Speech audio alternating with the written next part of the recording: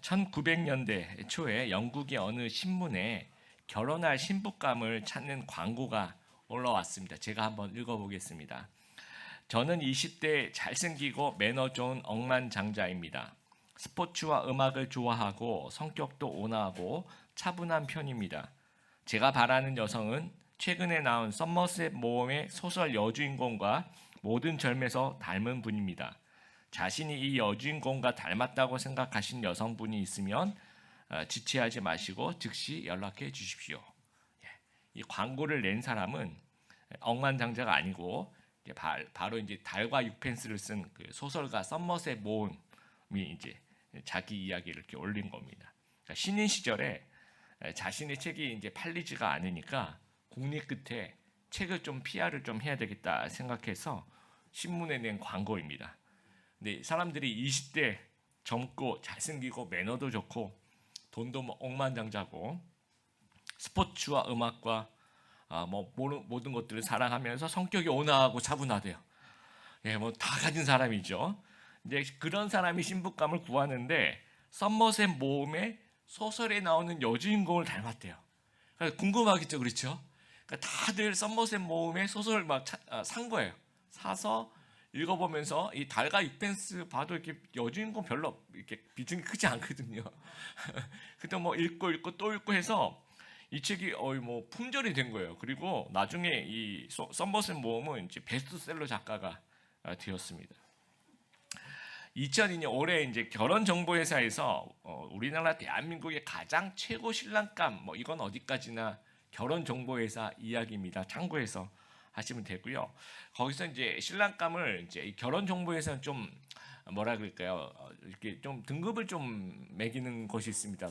제가 찬성하진 않지만 그래서 이제 뭐 A, B, C, D를 이렇게 D, C, B, A까지 하고 그 위에 등급은 이제 스페셜인지 S를 뭐라고 쓰는지 모르겠는데 S 등급이 있는데 그게 S가 S0, S-, S0, S 플러스가 있대요. 그러니까 S 뿔이면 가장 1등 신랑감이라 하고 생각하는 그 직업이 제가 한번 불러볼게요.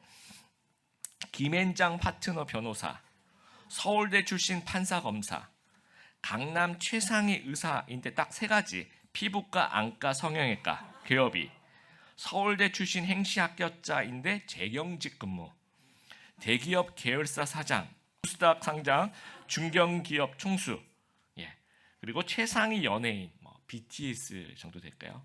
그다음에 최상위 운동선수, 요 정도 되면 최고 신랑감 S 플러스 정도 된다고 합니다. 오늘 본문에 당시 최고 신랑감 청년이 등장합니다. 우리가 읽었던 16절 어떤 사람이 예수님을 찾아와요. 그리고 읽었던 20절에 청년이라고 얘기합니다. 그리고 22절에 재물이 많았다라고 얘기를 해요. 그리고 똑같은 본문인데요. 누가복음 18장에 보면 관리라고 얘기를 합니다. 그래서 사내들인 공회원, 사내들인 공의회의 관리, 오늘날 우리로 보면 국회의원 정도 되지 않았을까 생각합니다.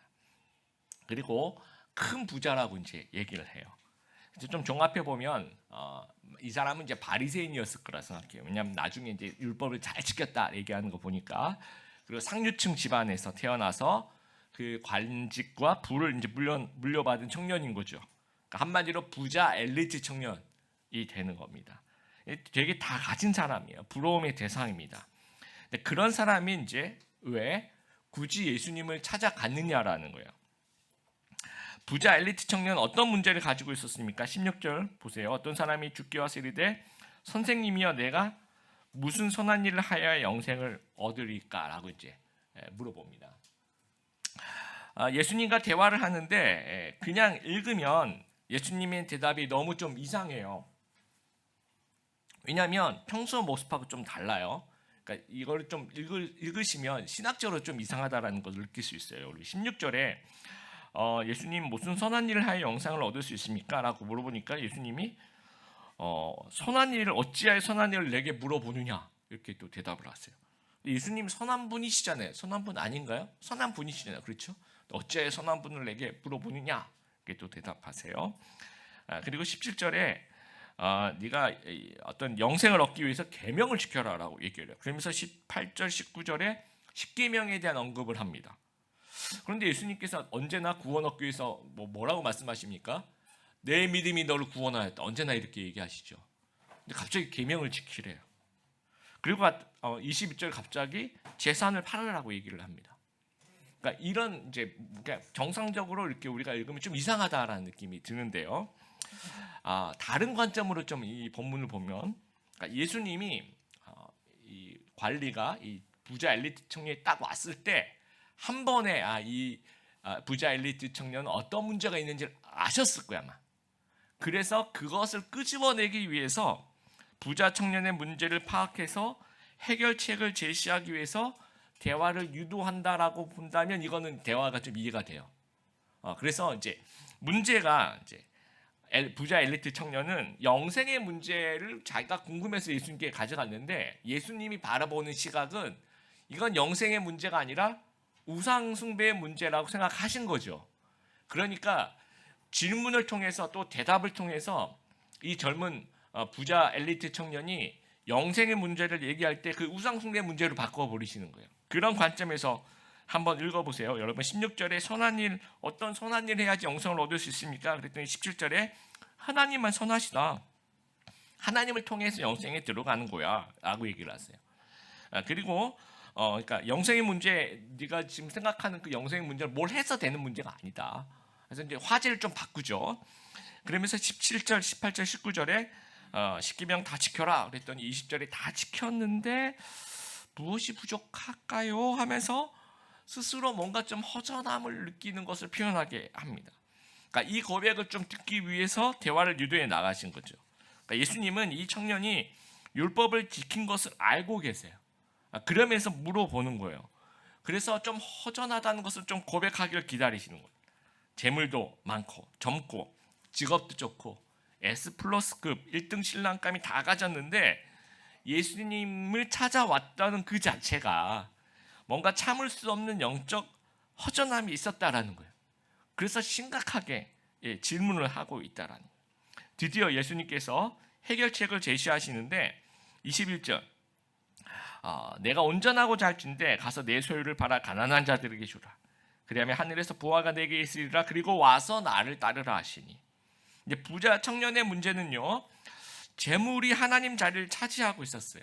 그 재물이 우상이라는 겁니다. 그래서 그 우상을 좀 내려놓으라는 거예요. 재물을 나눠주라는 겁니다. 그러면 온전해진다라는 거예요. 근데 22절에 이제 이 청년은 재물이 많아서 근심하면서 갔대요. 자신의 신 우상을 못 버렸다는 거죠. 사해 근처에 가면 제가 사진 하나 보여드릴게요. 다음 넘겨주세요. 유다 광야에 텔 아라드라는 고대 도시를 이제 발굴을 한 겁니다. 기원전 한 10세기 정도 돼요. 솔로몬 시대 정도. 이제 지방 성소라고 얘기하는데 이제 성경에는 산당이라고 많이 나와 있습니다.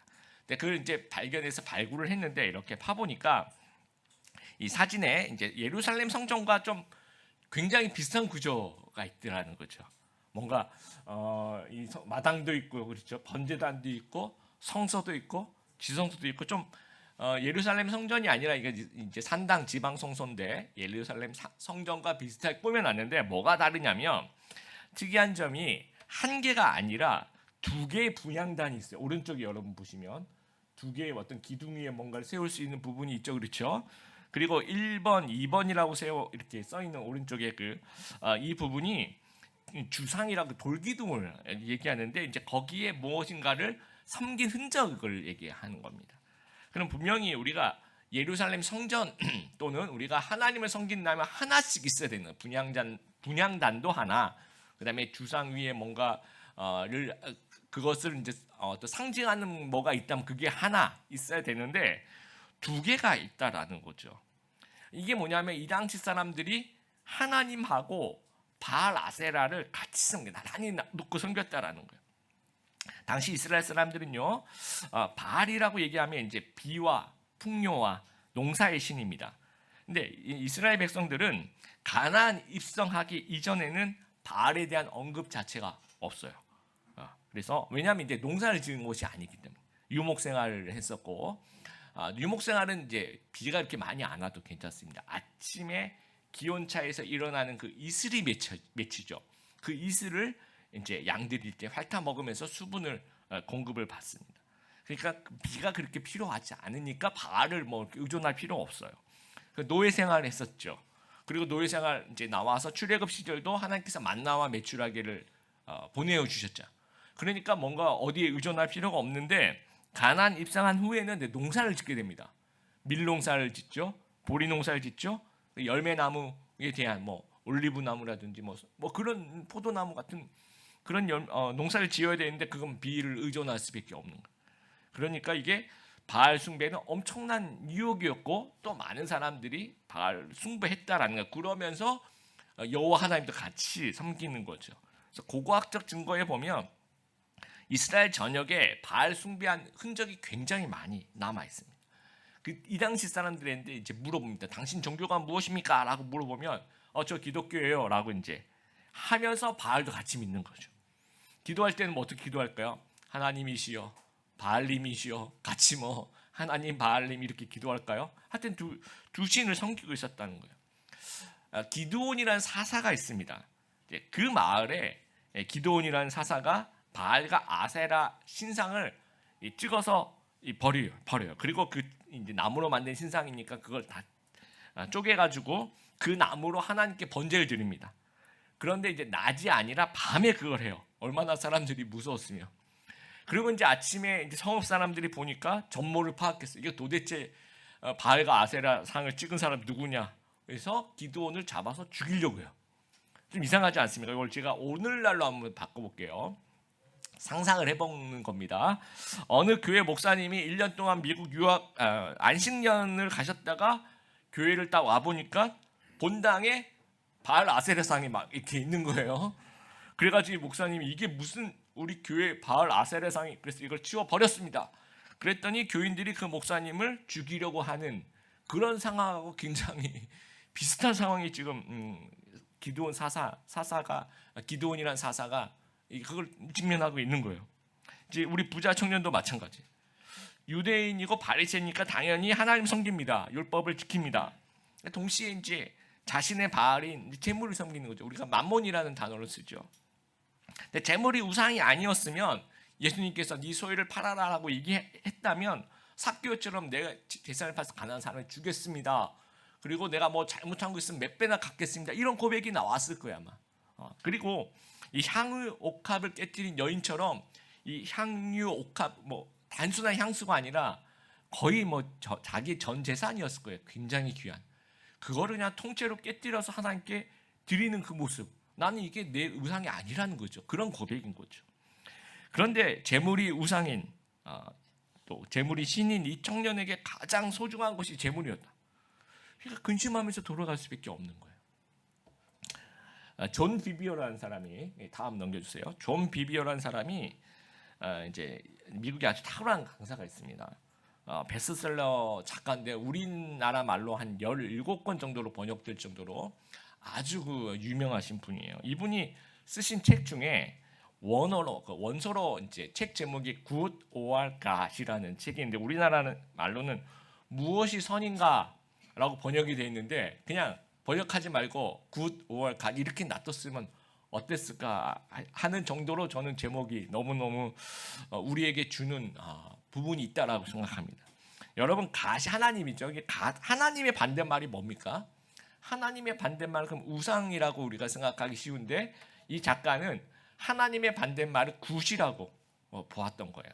그래서 이제 이 책 안에 이런 얘기를 합니다. 좋아 보인다고 해서 그 모든 것이 하나님께로부터 온 것이 아니다.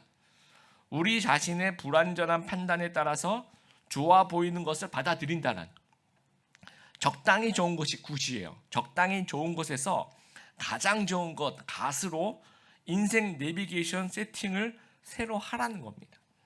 우리 성도님들 어떻게 살고 계십니까? 굿, 그러니까 God is good이에요? 아니면 good is God이에요? good is God이라는 얘기는 세상적인 바람의 신으로 둔갑하는 겁니다. 이것은 소원을 숭배하는 거예요.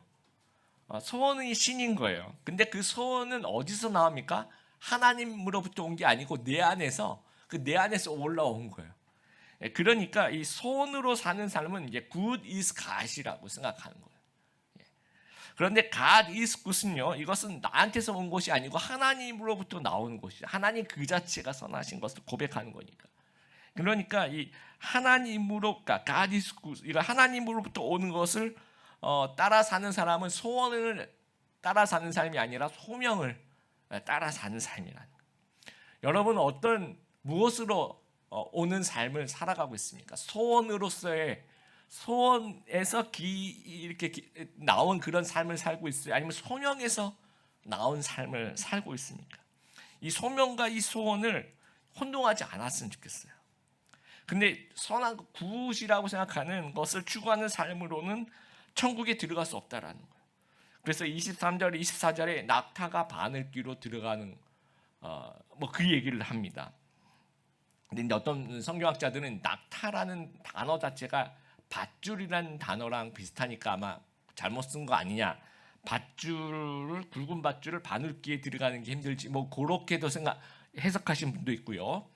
낙타가 귀가 아니라 바늘 귀문. 그래서 예루살렘의 아주 작은 문인데 그것은 사람이 이제 고개를 숙여야지만 들어갈 수 있는 그 문인데 그 낙타가 이제 거기를 너무 좁으니까 못 들어가는 것을 의미하는 것은 아닐까라고 많이들 얘기하시는데 뭐가 됐든지 상관없습니다. 이거 과장법이에요. 뭐 이게 어떤 밧줄이 되었든 바늘 귀문이 되었든 불가능하다라는 것을 뜻하는 게 과장법입니다. 그러니까 하나님과 우상을 겸하여 섬기는 것이 불가능하다라는 거예요. 이 부자 청년은요, 예수님께 찾아와서 이 영생에 대한 질문을 해요. 질문하는 것 자체가 이제 영적인 갈망이 있다라는 겁니다. 근데 아무리 영적인 갈망이 있어도 갓이 아니라 굿이면, 그러니까 하나님이 아니라 이제 뭐 자기가 생각하는 그 소원이 신이면은 구원은 불가능하다라는 거예요. 그러면 부자가 돈이 많으면 다 지옥 갑니까? 그런 건 아니에요. 그러니까 부가 우상이 아니라면 괜찮다는 거예요. 나한테 있는 이 재물이 다 내 거야. 이러면 안 된다는 거죠. 그거 내 것이 아니라 이건 하나님의 거야. 이게 청지기죠. 청지기로서의 부를 관리하는 사람이라면 괜찮다라는 겁니다. 그럼 내가 청지기인지 아닌지 어떻게 구별하는가? 두 가지 저는 생각하는데, 첫 번째는요, 여러분이 온전한 11조를 할 수 있다면 아까 우리가 영상에서 본 것처럼 이게 내 게 아닙니다. 전부 다 하나님의 것입니다. 라를 고백할 가능성이 크다라는 거고요. 그 다음에 아까 21절 읽은 것처럼 예수님이 도전하실 때 뭐 이 재물이 아니라면 증명해봐라고 할 때 거기에 대한 반응도 삭개와 같이 옥합을 깨트린 여인과 같이 그렇게 나온다면 청지기일 가능성이 높다라는. 그래서 우리말에 이제 부자가 3대 못 간다라는 얘기가 있죠. 그것이 저는 일정 부분 맞다고 생각하는 게 이제 헛된 우상 숭배라는 거죠. 오래 갈 수가 없다라는 겁니다. 근데 가끔 보면 이제 오래 가는 부자들이 있어요. 그런 부자들을 보면요, 대체로 보면 부가 우상이 아니라 도구로, 그러니까 청지기로서 섬기는 부자들은 좀 오래 가더라고요. 석유왕 록펠러 같은 경우에도 대학을 설립하고 막 기부 엄청 많이 했죠. 도서관을 설립하고 교회들을 설립을 하고 세우고 건축을 해주고 자선 사업 이런 거 다 합쳐서 요즘 가치로 생각하면 145조 정도를 그렇게 이웃을 위해서 하나님 위해서 이렇게 썼다라고 합니다. 그리고 그 3대 손자들도 지금도 활발하게 기부하고 있다. 청직이죠, 그렇죠? 우리나라 이제 경주 최씨 부자 의 가운 중에 이런 게 있어요. 만석 이상 지니지 마라. 과객을 후하게 대접해라.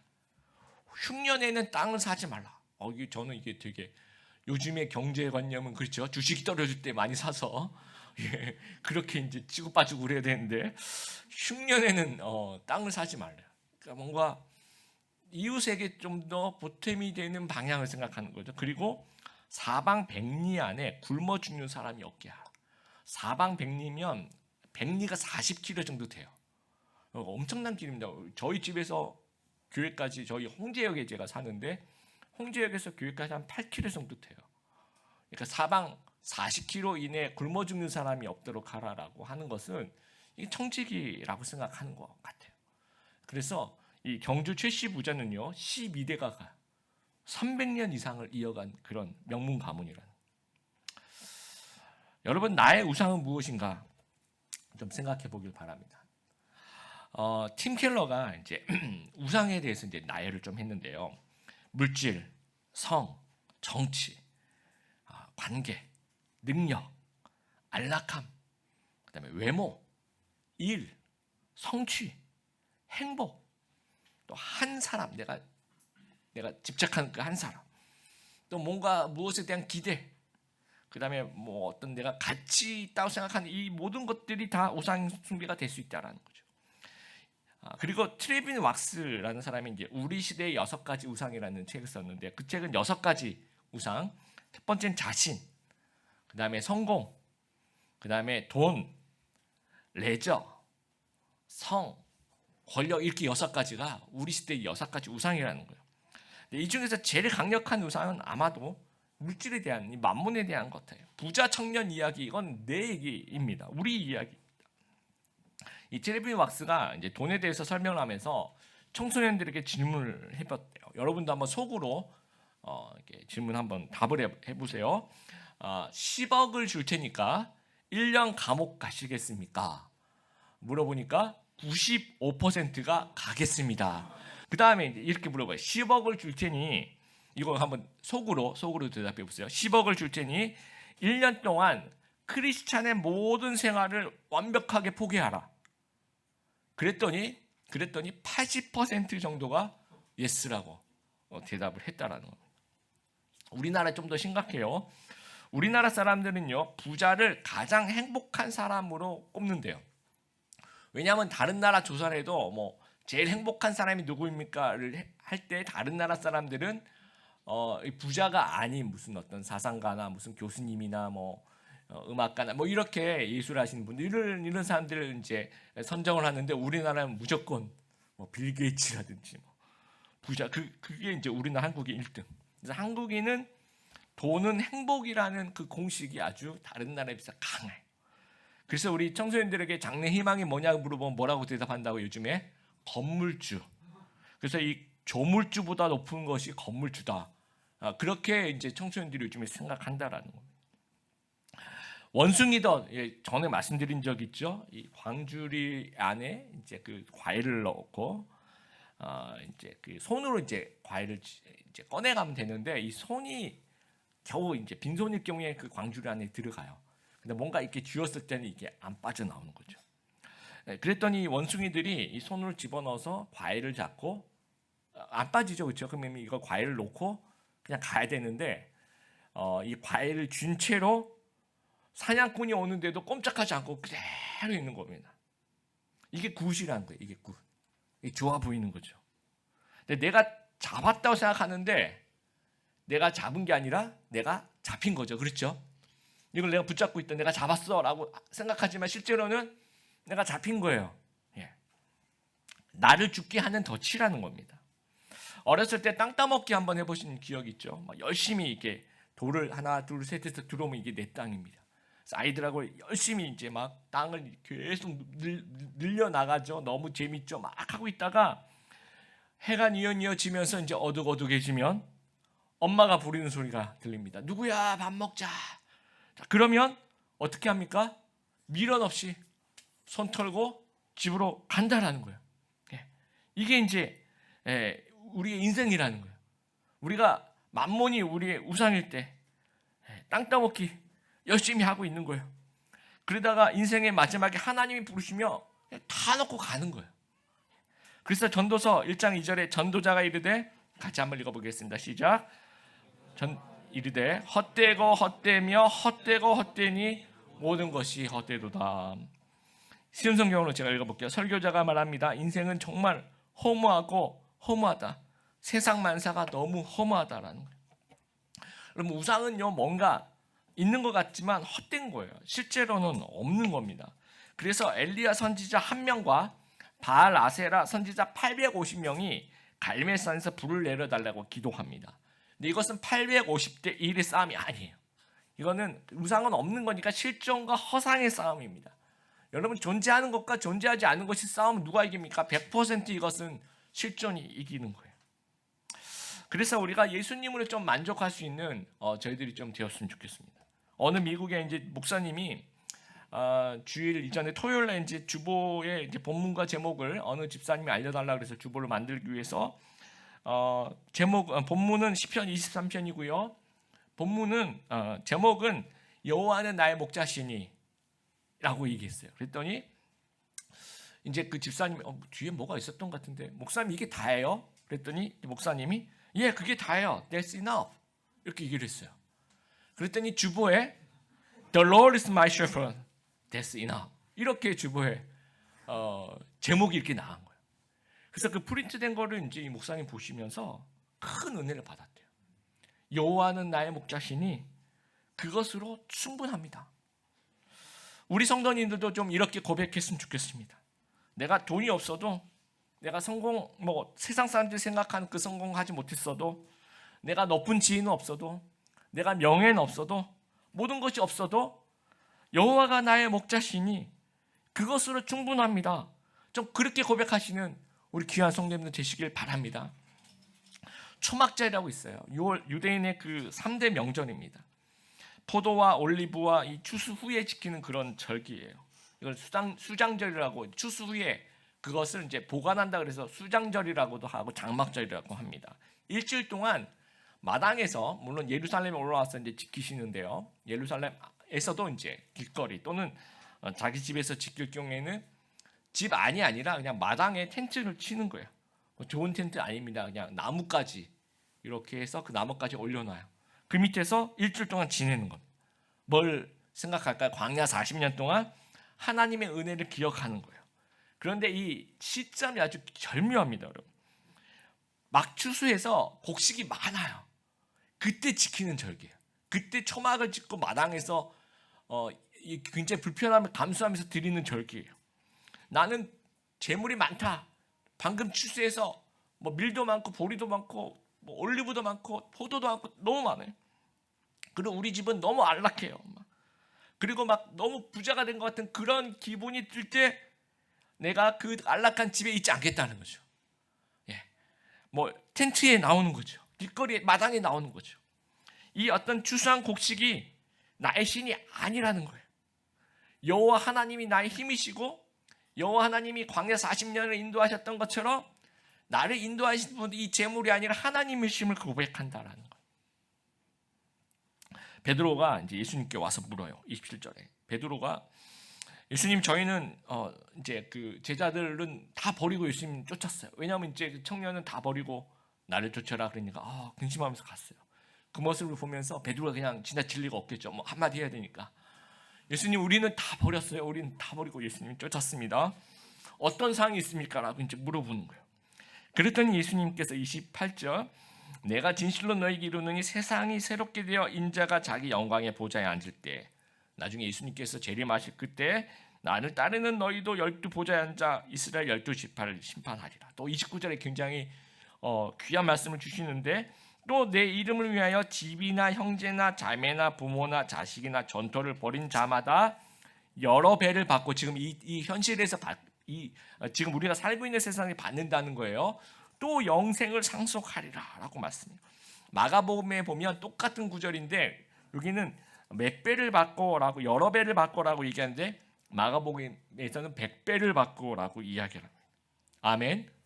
아멘이시죠. 그리고 30절에 그러나 먼저 된 자로서 나중되고 나중된 자로서 먼저 될 자가 많으리라.